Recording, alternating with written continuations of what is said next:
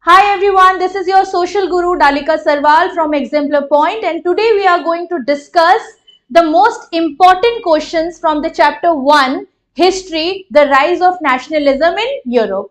I hope you all are preparing well for your board examinations, and in that order I am here to help you with some frequently asked or the most important questions. So let's just proceed. The question is, describe the role of Giuseppe Mazzini as an Italian revolutionary, or describe the process of unification of Italy. So as we can see, in one part we were asked about the Mazzini's role, and now in the second part the question is about unification of Italy. However, answer will be the same. I will guide you on how to write it so that you can easily recall it and write it in the examination without any problem. Okay, so let's take you back to the historical times in Italy and discuss the circumstances there. Italy was a divided country where different regions were under the rule of separate kings. Okay guys, so दोबारा से मैं आपको repeat कर देती हूँ, बता देती हूँ, मैं आपको सर्कमस्टांसेस बता रही हूँ उस टाइम के इटली का, कि उस टाइम पे क्या इटली की सिचुएशन थी। तो उस टाइम पे इटली जो था वो एक सेपरेट अलग अलग हिस्सों में बटा हुआ अलग अलग राजाओं के द्वारा वहां पे शासन हुआ करता था।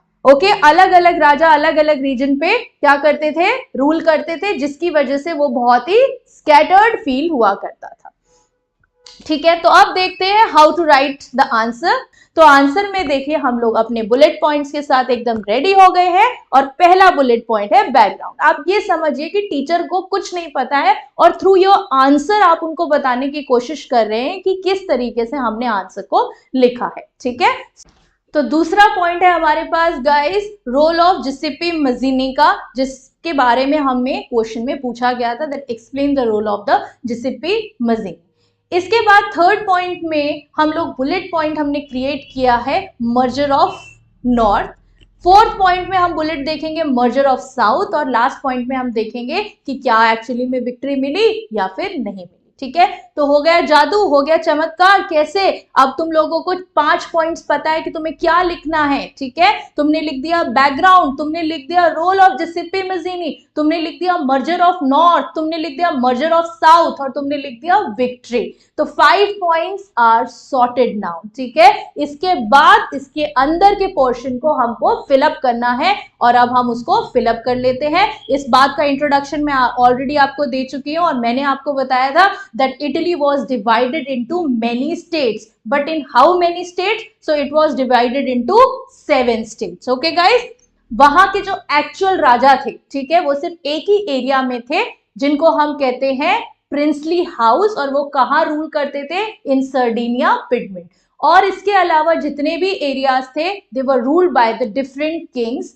सो the north was under the Austrian Habsburg, the center was under the Pope, and the third one, the southern part, was ruled by the Bourbon kings. Okay, तो अब हम यहाँ पे आगे चलते हैं कि किस तरीके से डिफरेंट रेवोल्यूशनरीज की वजह से वहां का यूनिफिकेशन जो है पॉसिबल हो पाया। So the huge contribution was done by the Giuseppe Mazzini. तो इनका रोल देख लेते हैं, ऐसे ही थोड़ी ना इनके बारे में क्वेश्चन में पूछा गया। ठीक है, तो इनका रोल देख लेते हैं। अब फटाफट से देख लेते हैं कि ये सबसे पहले ये कहाँ बॉर्न हुए थे। इनका थोड़ा सा इनके बारे में हम लोग लिख देते हैं। He was born in Genoa, एक अलग टाइप की रेवोल्यूशनरी जेन पैदा हुई थी। ठीक है, he was born in Genoa. ठीक है, जेनोवा इन 1807। इसके बाद देखते हैं कि वो क्या करते थे, वो कहाँ के मेंबर थे। तो मैं आपको बताती हूँ कि वो सीक्रेटली एक कार्बन की फैक्ट्री में आरी चलाते थे। अब आप कहेंगे मैम ये क्या है, हमने तो ऐसा आज तक कभी नहीं सुना है। ठीक है, हमें तो किसी ने नहीं बताया कि वो आरी चलाते थे कार्बन की फैक्ट्री में। तो ये आप लोग इस तरीके से इसको याद कर लो। ठीक है, कैसे? कि he was a member of a secret society, and that is what? Carbonari. उस सीक्रेट सोसाइटी का नाम क्या था? कार्बन प्लस आरी, कार्बन अरी कार्बोनरी। ओके। इसके बाद हम देखते हैं आगे चल के उन्होंने 2 और सीक्रेट सोसाइटीज ढूंढी, ठीक है, और फॉर्म करी, ढूंढी मीन्स फॉर्म करी, बनाई, ठीक है, young Italy in Marseille and young Europe in Berne. तो इन्होंने 2 और सोसाइटीज को फॉर्म किया और इसके बाद एट द एज ऑफ 24 उनको रेवोल्यूशन करने के लिए, उनको लिगुरिया में रेवोल्यूशन करने के लिए उनको एग्जाइल में भेज दिया गया इन 1831, ठीक है। इसके बाद भी वो काम करते रहे और उन्होंने एक बहुत ही महत्वपूर्ण, एक बहुत ही इंपॉर्टेंट कंट्रीब्यूशन दिया in the unification of Italy, ठीक है। So this is all about the role of Giuseppe Mazzini. इसके बाद हम आगे देखते हैं मर्जर ऑफ नॉर्थ। तो नॉर्थ में हमारे हीरो कौन थे? नॉर्थ में हमारे हीरो थे हमारे चीफ मिनिस्टर, ठीक है, और उन चीफ मिनिस्टर का नाम क्या था? Count di Cavour. और इन्होंने क्या किया बेटा? ना ये रेवोल्यूशनरी थे ना ये डेमोक्रेट थे, ये एक डिप्लोमेटिक आदमी थे, ठीक है। इन्होंने अपनी डिप्लोमेसी से, ठीक है, अपनी डिप्लोमेसी के साथ फ्रांस के साथ एकजुट होके नॉर्दर्न एरिया से ऑस्ट्रियन हैब्सबर्ग को भगा दिया, ठीक है, उनको डिफीट कर दिया, ठीक है। तो कह सकते हैं एक तरीके से इटली के चाणक्य हैं ये, ठीक है। So the chief minister Count di Cavour who led the movement was neither a revolutionary or a democrat. He is a tactful person. He was a tactful diplomatic person जिन्होंने अपनी डिप्लोमेसी के through किसको हरा दिया? Northern area में Austrian Habsburg को, ठीक है। और फाइनली जो ऑस्ट्रिया को भगा दिया और अब जो नॉर्दर्न पार्ट था वो किसके साथ आ गया? वो प्रिंसली हाउस के साथ एक हो गया। इसके बाद हम आगे चलते हैं मर्जर ऑफ साउथ में। और साउथ में देखो क्या हुआ, साउथ में अब एक और हीरो आ गए, ठीक है। साउथ में तो वैसे भी हीरोज की कमी नहीं है, तो यहां पे भी साउथ में एक हीरो आ गए। इनका नाम क्या है? जिसेप्पी गैरिबाल्डी, ठीक है। और ये एक रेवोल्यूशनरी है, ठीक है। कैवर एक रेवोल्यूशनरी नहीं थे, वो एक डेमोक्रेट भी नहीं थे, वो एक डिप्लोमैटिक पर्सन थे, यानी कि चीफ मिनिस्टर थे।